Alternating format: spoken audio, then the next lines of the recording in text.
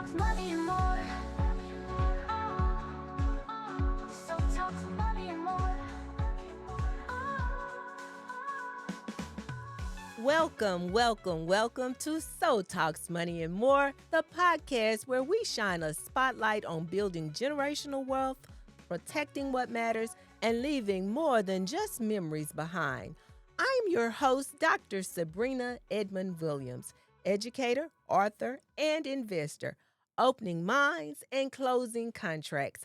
I am so noted and I am so excited to be here with you for today's episode titled, What Happened to Big Mama's House?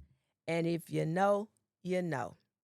That house, the one where everyone used to gather, the one with the plastic covered couches, the one with the smell of collard greens cooking in the kitchen, the one where stories were told on the front porch, the house where our childhood memories were made.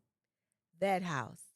That house wasn't just property, it was home, it was history, it was ours. So, why doesn't anybody in the family own it anymore? Let's talk about it. Big Mama's house used to be the center of everything. Thanksgiving dinners, cousin sleepovers, Sunday naps after church. But after she passed, things changed. No will, no trust, no plan. And just like that, what was ours got lost to probate court, back taxes, or a quick cash offer from one of my fellow real estate investors. And now the house is either boarded up, flipped into a luxury rental, or straight up gone. Let me tell you a real story that happened in Baton Rouge. Big Mama passed in 2016 with no will. After she passed, one of her daughters moved her 3 kids into the house and started living. One of her daughters wanted to sell the house, and her son, he disappeared shortly after the funeral until he found out there just might be some money involved. By the time Big Mama's estate hit probate court, the city had slapped liens on it for code violations. The siblings fought over the house for several months until they realized they could no longer afford those expensive lawyer fees. And eventually, the house was auctioned off for pennies on a dollar. And the new owner, well, from what I hear, they're charging $2,400 a month in rent. Meanwhile, Big Mama's family, they got nothing. Now, let's be real. This is not just about one house. This is happening everywhere, in our community, to our people. And why? Because we don't talk about estate planning. And why? Because we're convinced it's too expensive. We don't have that much to leave behind. Talking about death brings us closer to it. Or God got us. And while faith is important, so is planning. Because the courts, they don't care about who cooks Sunday dinners, what your favorite memories are, where you played hide and seek, or which room is your favorite. They want paperwork. You know what's wild? The cost of not having a will or a trust is way more than the cost of getting one.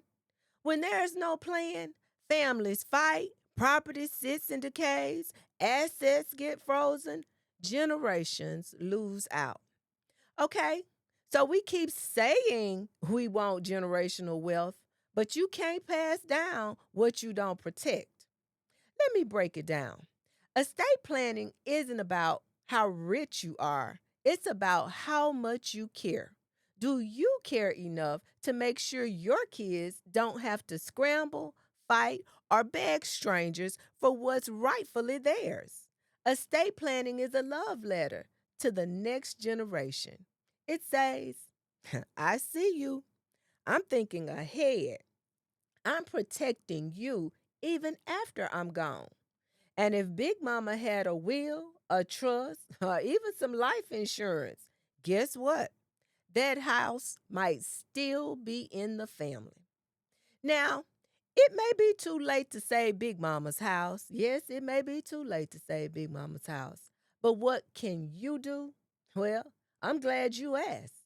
Talk to your family. Start the conversation. Ask, what's the plan? If no one knows, that's a problem. Make a basic will, online or with an attorney. Just get it in writing. Consider creating a trust, especially if you own property. Trust keep your stuff out of court. Get you some life insurance. They tell me for $20 a month or less, you could get up to $100,000 for your kids. Assign powers of attorney for medical and financial decisions if you can't make them. Now, people, this is grown folks' business. And since everybody want to be grown, everybody needs to be taking care of grown folks' business. If you're old enough to have kids, a car, a paycheck, you're old enough to have a plan. We didn't work this hard, survive this much, come this far just to leave chaos behind. Our ancestors fought for freedom, bought land, built homes with their bare hands. Let's not be the generation that drops the baton. Let's be the one that says, not on my watch. Big Mama's house stays with the family. This legacy lives on. Now, if you've ever wondered, what happened to Big Mama's house? Well, now you know. And now that you know, do something about it. This has been So Talks Money and More. I'm Dr. Sabrina Edmond Williams. Trust me now, thank me later. Bye.